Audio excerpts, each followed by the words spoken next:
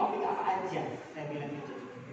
Lalu saya membayangkan bahwa mereka akan sebagian itu memilih topik tentang kesepian, pertemanan, dan sebagainya. Mereka dibagi dalam kelompok. Di kelas saya itu ada 8 kelompok ya. Saya pikir ada beberapa yang akan memilih topik itulah pertemanan dan kesepian. Ternyata dari 8 kelompok ada 6 yang memilih topik itu. Yang berarti untuk anak muda itu suatu topik yang sangat dasar ya bagi mereka. Jadi aku cukup kaget juga gitu. Wah, ternyata ini menjadi isu. Jadi saya sempat tanya, emang kalian? Jadi ada satu yang bilang penelitiannya itu khusus tentang bagaimana mempertahankan teman. Terus saya sebagai orang yang sangat introvert, aku tidak pernah merasa harus mempertahankan teman sih gitu ya. Meskipun saya susah dapat teman karena aku orangnya pendiam gitu dulu waktu saya muda, waktu saya masih kecil gitu. Tapi tidak pernah terpikir harus mempertahankan teman. Jadi saya tanya, kamu tuh harus mempertahankan teman? Kenapa? Memangnya kenapa? Kalau kamu nggak mau? Nanti Bapak Ibu coba ya direnungkan, kalau tidak jelas bisa ditanyakan. Tapi coba Bapak Ibu cari contoh. Kenapa seseorang tidak berhasil memenuhi kebutuhan psikologis dasarnya lalu dia jadi pelaku? Yang saya kasih contoh saja, misalnya seorang suami yang barangkali merasa sangat frustrasi dengan pekerjaannya atau dia gagal bekerja sehingga harus tergantung pada istrinya dalam mencari nafkah. Ya, mungkin dia menjadi orang yang merasa perlu untuk, dia nggak merasa kompeten, tapi dia kemudian mencari cara untuk bisa merasa kompeten, memperoleh kekuasaan, jadi dia mungkin melakukan kekerasan. Seperti itulah ya. Nah tadi Mbak Rini menjelaskan sih ya, yang dibahas ini memang korban lebih banyak perempuan, tapi kita tidak memungkiri di dalam kasus-kasus di lapangan ada sih perempuan yang juga jadi pelaku, laki yang mungkin menjadi korban, meskipun memang tidak banyak. Tapi kita bisa bahas ini ya, Bapak. Nah, kemudian maaf nggak boleh tadi. Nah, manusia sebagai makhluk seksual itu juga penting untuk kita catat, karena ketika seseorang tidak mampu memahami dirinya dengan baik, dia kemudian mungkin bisa menjadi pelaku atau dia bisa menjadi korban. Misalnya apa ini Bapak? Misalnya saya kayak ini, saya seperti si Iin, anak perempuan umur 15 tahun yang merindukan penerimaan dari orang lain karena bapak ibu saya tidak memperlakukan saya dengan baik.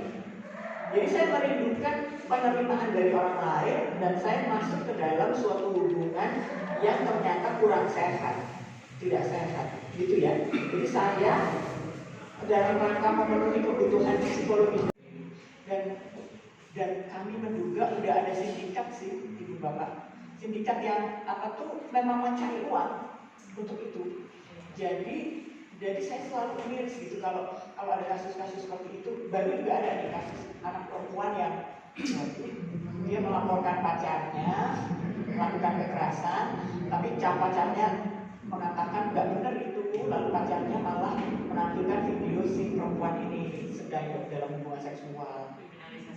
Aduh, jadi memang sangat inilah ya, sangat pusing dan menyulitkan. Maka memang kita di satu sisi itu kalau kita ngomong sama anak muda, mereka akan bilang itu kan hak kami juga. Ya oke sih, tapi di sisi lain saya selalu bilang tolong mikirnya yang panjang ya. Maksudnya karena kita nggak tahu risiko-risikonya gitu. Nanti disebarkan oleh orang yang tidak bertanggung jawab, kita nggak bisa ngapa-ngapain. Maksudnya seperti apa sih? Gini loh ibu bapak, contoh paling simpel ya. Orang itu kan dulu lah orang bilang bahwa kodratnya perempuan itu ya hamil, menyusui, melahirkan, mengurus anak. Kodratnya perempuan. Ya, setelah kita pelajari dengan seksama, sebenarnya itu bukan kodrat. Maksudnya kodratnya perempuan adalah memiliki potensi untuk hamil, melahirkan, dan menyusui. Tapi bukan berarti ketika dia hamil dan menyusui kemudian seluruh kegiatan mengurus anak, mengurus rumah itu menjadi tugasnya dia. Tapi masyarakat sering menganggapnya seperti itu, gitu ya. Jadi itu konstruksi sosial yang menyebabkan memang posisi perempuan menjadi lebih rendah, gitu ya. Moga-moga Bapak Ibu bisa kebayang. Nah ini konstruksi sosial gini loh, misalnya ya, kan sekarang juga tadi dibahas ya Mbak, mungkin sudah ada banyak kasus selingkuh gitu ya. Tapi kita lihat bahwa cara pandang masyarakat itu cenderung menyalahkan satu pihak saja. Misalnya ketika menyebut yang perempuan sebagai pelakor. Kenapa? Coba Ibu Bapak, apakah bisa dipahami mengapa itu terlihat ada ketidakadilan di situ? Karena ketika terjadi perselingkuhan, persoalannya sebenarnya banyak sekali penyebabnya. Tapi orang mengerucut menjelaskan bahwa oh ini si perempuannya nih ngambil suatu orang. Pelakor itu mengambil laki orang ya, perebut laki orang atau apa? Terbut. Nah padahal kan banyak faktor gitu, bisa aja yang laki ngaku dia bujangan, bisa gitu, banyak sekali faktornya. Itu ya Ibu Bapak yang mengapa jadinya kita bisa memahami ketika melihat bahwa memang perempuan lebih sering menjadi korban dalam struktur sosial masyarakat yang seperti itu. Tapi kita juga lihat bahwa dalam 1-2 kasus ada aja gitu ya di dalam relasi pacaran atau KDRT, laki dan seterusnya. Lanjut, nah ini jadi kita memang harus mengakui bahwa yang memiliki kekuasaan lebih besar itu adalah cenderung laki-laki dewasa. Maka menjadi lebih sulit bagi kita ketika menangani kasus kekerasan, misalnya kekerasan di sekolah, pelakunya adalah guru, misalnya gitulah ya Ibu Bapak, atau kekerasan di gereja. Ya pastinya susah banget kita menanganinya, gitu ya, karena orang-orang mungkin tidak berani untuk membantu si korban dan akan cenderung mengamankan posisinya sendiri sehingga dia tidak akan bersedia untuk cerita banyak dan seterusnya. Nah, kalau kita ngomong relasi kuasa ya Ibu Bapak, supaya diketahui aja, yang biasanya kita pahami adalah kalau pelakunya usianya udah jauh lebih dewasa, korbannya anak, itu kan relasi kuasanya timpang, ya. Nah, hal yang juga perlu kita ingat adalah kalau kita ngomong hubungan seksual ya, meskipun seorang anak itu bersedia atau bahkan mengajak hubungan seksual, ada nggak sih anak mengajak hubungan seksual? Nggak masuk akal sebenarnya. Tapi masuk akal ketika dia adalah korban. Sebelumnya dia menjadi korban, sehingga kemudian dia sudah mengetahui aktivitas seksual itu gitu ya. Mungkin bisa saja terjadi. Tapi ketika seorang anak tidak menolak suatu hubungan seksual atau bahkan seperti mengundang, itu tidak menjadi suatu pembenaran dari kekerasan seksual itu. Artinya tetap itu bisa diproses pidana. Seperti itulah ya. Karena kita paham bahwa anak itu belum memiliki kemampuan untuk memahami situasinya dengan baik ya. Nah itu ketimpangan usia ya teman-teman, ketimpangan posisi saya rasa juga dipahami ya. Misalnya saya jadi dosen menilai mahasiswa, ya pasti posisi saya jauh lebih tinggi lah daripada mahasiswa itu. Seperti itu ya. Itu yang mungkin dipahami oleh kita. Tapi kita kurang paham bahwa dalam kaitan dengan hubungan laki perempuan mungkin juga ada relasi kuasa. Misalnya gini, kita lagi menangani kasus misalnya loh ya, kasus mahasiswa di mana si perempuan dan si laki-laki usianya 20. Nah, lalu teman-teman akan bilang mereka tuh gak ada relasi kuasa, melihat komunikasi verbalnya, cara duduknya, gitu ya. belum lama saya ada mahasiswa ini. Sekarang mahasiswa ini masalahnya banyak ya, khususnya kalau saya lihat itu karena mungkin orang tuanya juga tidak bisa menjadi orang tua yang baik ya, saya melihatnya gitu.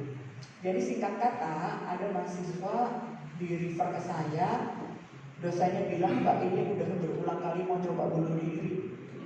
Waduh, oke, terus aku ketemu sama dia dan saya melihat dia itu langsung saya melihat, wah ini kasus emergency.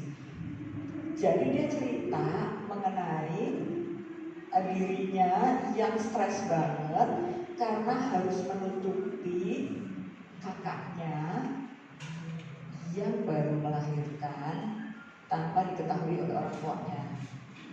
Jadi dia stres banget dan bahkan si kakak itu pura-pura nggak ada sesuatu gitu karena ketakutan kalau ketahuan nanti bisa dipukuli lah gitu ya. Jadi itu si kakak itu pura-pura nggak ada apa-apa dan ketika orang tuanya datang dari daerah, kakak itu nemenin orang tuanya jalan gitu padahal dia habis operasi sesar. Dan si gadis ini anak umur 18 harus ngurusin bayi kakaknya itu. Aduh, aku bayanginnya juga, aku kasihan banget sama anak ini. Nah itu tuh gitu ya teman-teman. Kita mencoba melihat ini kasus emergency atau bukan sih, dia sangat stres atau tidak, itu kita mengamati. Lanjut. Nah lalu Bapak Ibu mendengarkan, bertanya, tanyanya dikit aja, gak usah banyak-banyak, dan jangan menasehati ya. Kalau kita jadi pendamping, jangan terlalu sibuk menasehati, dengarkan dulu saja. Jadi boleh cerita apa yang bisa saya bantu nih, gitu ya. Nanti ceritanya akan keluar kan ya. Kita mendengarkan apa yang disampaikan, bagaimana dia bercerita. Kita mengajukan pertanyaan-pertanyaan yang terbuka, itu yang sebelah kanan ya Ibu Bapak. Apa yang kejadiannya? Apa yang terjadi pada kamu? Lalu siapa yang tahu? Siapa yang mendampingi kamu? Apa yang aku bisa bantu untuk kamu? Kayak gitu lah ya. Bertanya tentang yang dialami, bertanya untuk memahami konteks, lalu bertanya tentang apa yang sudah dilakukan. Jadi apa yang sudah kamu lakukan, gitu ya. Kita bertanya dulu agar kita mengerti situasinya, supaya kita bisa mengerti juga apa yang kita bisa bantu bagi orang itu. Lanjut. Nah setelah itu kita mendukung ya Ibu Bapak, menunjukkan perhatian, mengidentifikasi kebutuhan. Misalnya gini loh, waduh ini datang aja nggak pakai sendal, waduh kayak mesti dibeli dulu baju-baju. Teman saya, kita makan di kantin seperti biasa, loh kok ini ya, biru gitu. Terus akhirnya kita ngobrol-ngobrol kan, geng gitu kita, kenapa dia biru gitu, oh ya ngomong-ngomong gitu, akhirnya selidik gitu, sepertinya pacarnya. Makin hari makin dikuatkan, tadinya rambutnya belah tengah, tiba-tiba rambutnya belah pinggir dan setengah mata ketutup. Sekarang bukan tangan atau apa, matanya biru. Loh, kok makin parah? Terus yang mencengangkan adalah pada waktu itu gak ada pengakuan sama sekali. Dan artian, enggak kok, gue jatuh, enggak kok. Diajak tadi ya, tetap prinsip tadi tidak menyalahkan, tidak mengevaluasi, tidak menggurui, tidak mengambil keputusan, tidak mengambilkan keputusan kecuali situasinya udah darurat berbahaya. Nah kalau situasinya udah berbahaya teman-teman, mungkin agak susah juga untuk kita bilang gini, kayaknya lo harus pergi deh, lo harus putus, kita panik sendiri kan. Yang kita bisa lakukan, tetap menenangkan diri dulu dan kita bilang, terus terang aku cemas banget loh tentang kamu. Jadi kalau kita bicara mengenai perasaan kita yang kita cemas, biasanya orang tidak apa-apa, sahabat kita. Tapi kalau kita bilang ini, gila ya cowok lo tuh ya, kurang ajar banget ya cowok lo gitu. Oh dia balik marah si perempuan itu. Lo mau apa tentang dia? Gue tuh niatnya mau tanya lo, malah lo nyala-nyalain gitu ya. Jadi jangan bicara buruk mengenai pasangannya dia. Bilang tentang kita peduli, kita tuh cukup cemas loh karena aku sudah melihat sebab di kamu sih sebenarnya. sudah berlangsung lama kan sebenarnya itu lalu jangan juga merasa terlalu apa ya, take it personal gitu loh, ketika dia balikan cowoknya, perasaan dia udah ngobrol sama saya banyak, dan nah kita bisa marah kan karena dia nggak ngerti ya, dia nggak bisa dengerin orang ya. Nah dia memang ada di dalam, masih dalam fase itu. Lalu apa yang bisa dilakukan? Mungkin mendengarkan. Jadi sebenarnya apa yang terjadi? Karena jarang-jarang mereka juga bisa dengan mudah cerita loh, Bapak Ibu. Karena kan mereka malu. Artinya ketika mereka masih mau cerita ke kita, berarti mereka masih berharap memperoleh dukungan dari kita kan. Gak semua orang loh. Berarti kita tanya sebenarnya apa yang terjadi.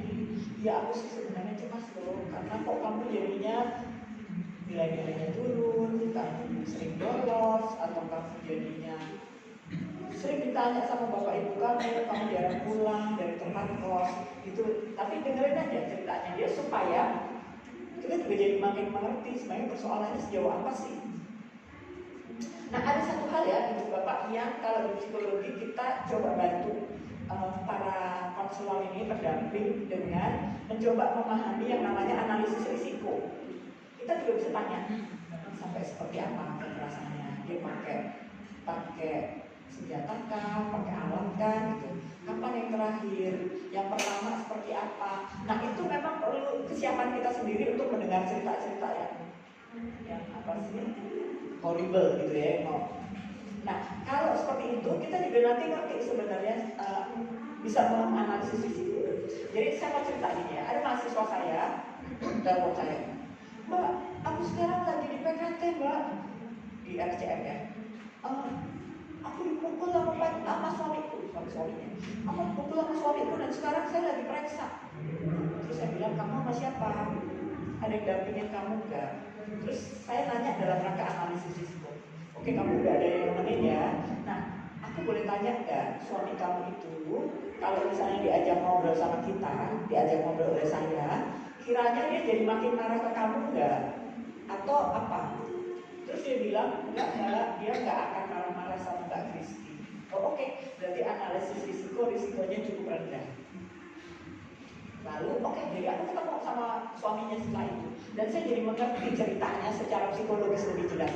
Jadi singkat kata, suaminya itu pulang malam dan istrinya itu mencurigai dia selingkuh. Saya nggak ngerti selingkuh apa enggak sampai seperti itu lah. Tapi pokoknya istrinya mencurigai dia selingkuh, jadi istrinya suaminya pulang, teriak-teriaklah si istri itu. Lalu si istri itu ngancem, dia, gua bunuh diri aja nih, gua bunuh diri. Dia udah mau membakar dirinya sendiri. Suaminya stres banget dong ngadepin istrinya itu, jadi istrinya ditampar oleh dia. Nah jadi ini suatu hal yang bisa diperbaiki lewat konseling, lewat pertemuan-pertemuan dengan psikolog atau orang yang memiliki maksudnya yang memiliki kepedulian, bisa kita bantu. Karena suaminya bukan orang yang sangat berbahaya, bukan, dan juga bukan orang yang jahat banget gitu. Rumah tangga itu sebenarnya juga cerminan yang muncul dalam KDP gitu ya. Jadi ada ketegangan, kemudian juga ada kekerasan, lalu kemudian ada rekonsiliasi, minta maaf, kemudian nanti bulan madu bahasa ininya ya, tanda kutipnya ya, masa tenang gitu. Kemudian nanti ada ketegangan lagi, kekerasan, minta maaf, bulan madu gitu. Dan itu harus diwaspadai betul karena kita kan relasi dalam pacaran itu kan sebenarnya agak mirip ya dengan relasi dalam rumah tangga, tapi mungkin minus seksual gitu ya. Tapi juga ada minus anak, tapi juga ada hubungan seksual gitu. Jadi ini menurut saya yang benar-benar harus dipahami oleh pendamping. Siklus ini tidak akan berhenti kecuali kita betul-betul memutus. Nah, memutusnya dari siapa? Tentu memutusnya dari korban. Nggak gampang karena tadi ya, kalau saya belajar dari Mbak Kristi tadi soal kebutuhan akan relasi. relasi, kebutuhan akan otonomi, kebutuhan akan kompetensi. Jangan-jangan di kawan kita masih ada kebutuhan akan relasi. Kan ada kan, apalagi zaman sekarang ya, kalau nggak pacaran itu nggak bagian dari, nggak keren, nggak bagian dari komunitas gitu. Bahkan ada bahasa-bahasa FOMO, ada bahasa-bahasa itu kan. Jadi itu kebutuhan akan relasi jangan-jangan jadi kebutuhan yang sangat primer bagi dia. Mungkin kita harus dalami dulu tuh. Kamu sebenarnya kalau nggak berrelasi gimana sih? Gitu. Kalau ada nggak alternatif lain supaya kita bisa melihat kemampuan dia untuk memutuskan. Karena nanti kita juga akan melihat kebutuhan akan otonomi. Ini tuh kita mau gali nih. Bahasa kerennya itu agensi ya. Kemampuan dia untuk keluar dari kekerasan seperti apa gitu. Karena mau tidak mau dia yang harus membuat keputusan kan. Karena dia merasa bahwa kalau nggak pacaran nggak keren gitu. Itu bahaya banget sih sebenarnya, karena bisa jadi orang nggak pacaran juga biasa-biasa aja. Cuma kadang-kadang kita sendiri yang melabel bahwa pacaran itu membuat kita keren. Itu jangan seperti itu. Nah, kalau misalnya di seluruh psikologis tadi sudah dibangun, kemampuan kita mendampingi sudah diterapkan, masih terus terjadi ya, dan itu sebenarnya mengerikan karena keberulangan itu akan menyebabkan satu, secara psikologis korban itu dia nggak mampu membuat keputusan atas dirinya sendiri karena itu berulang-ulang kan, dan dia akan dibentuk sedemikian rupa seperti robot atau lebih parah lagi kayak boneka, ya udah ikut aja kemana gitu. Nah, bisa aja pendamping membuat keputusan, oke, kamu mau lapor nggak ke polisi?